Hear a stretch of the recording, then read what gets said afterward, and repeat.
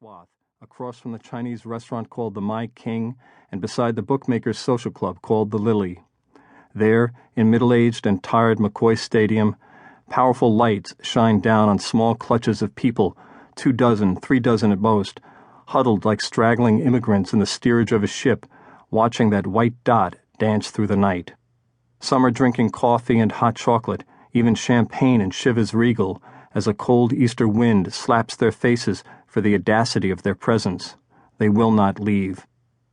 It is a baseball game, an early-season professional baseball game of no particular importance, an international league game between the Rochester Red Wings and the Pawtucket Red Sox.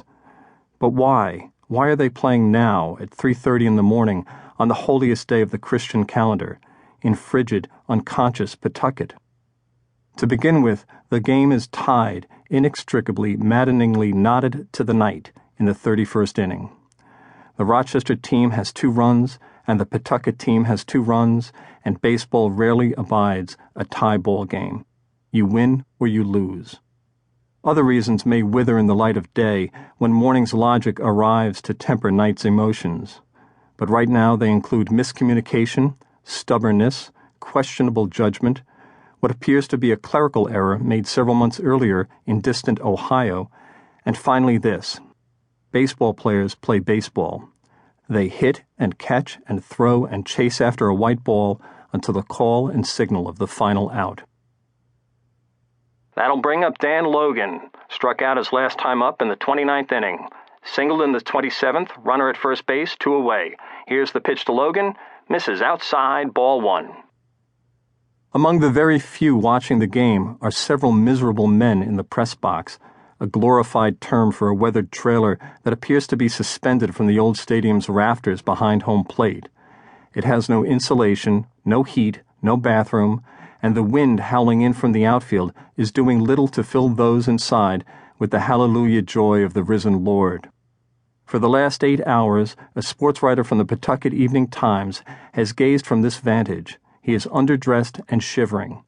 Beside him sits his competitor from the Providence Journal. He is unimpressed and annoyed. A talented writer who hopes to ascend soon to the big league Philadelphia Inquirer, he has never liked the inferior level of baseball at uninviting McCoy Stadium. Everything is so minor league. A never-ending Pawtucket Red Sox game might as well be sports writing hell. The coffee is never hot, the editors never stop calling, you can never escape. Also huddling in the press box are the public address announcer, who has been calling out the same surnames for nearly 8 hours now. A McCoy Stadium aide who has been playing the same music between the incessant innings and pitching changes, and the official scorer who has recorded every at-bat, around 200 so far and counting. On the other side of a cheap partition are Bob Drew and Pete Torres, broadcasting the game for WPXN in Rochester, 1280 on your AM dial. Drew, believe it or not, is the general manager of the Rochester Red Wings. He has fallen so far from favor with his superiors that he is doing the radio play-by-play for this entire road trip, 10 games in 10 days. Torres, beside him, is an injured Red Wings relief pitcher of modest talent, whether on the field or in the broadcast booth. He often begins his brief observations with, "I tell you, Bob." But Drew has been the one doing the telling. For nearly 8 hours now, he has described this game in kinetic bursts of baseball words. Ground ball, Valdez at shortstop, got it, throw to first base in time. That have crackled and carried 400 miles through the night air, across southern New England, over the Hudson River and into central New York State, to Rochester, a city of 240,000 that has proudly supported its hometown team since the late 19th century. But at 3:30 in the morning, Drew wonders, is anyone listening?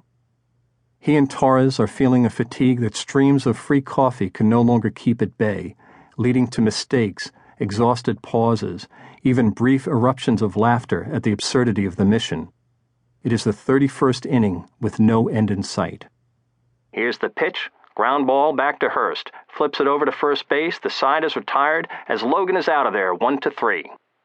We started this game at 8 o'clock last night, Drew says, trailing off for what seems like hours in radio time. Now approaching 3:45 in the morning on Easter Sunday morning. And happy Easter to all of you back there in Rochester.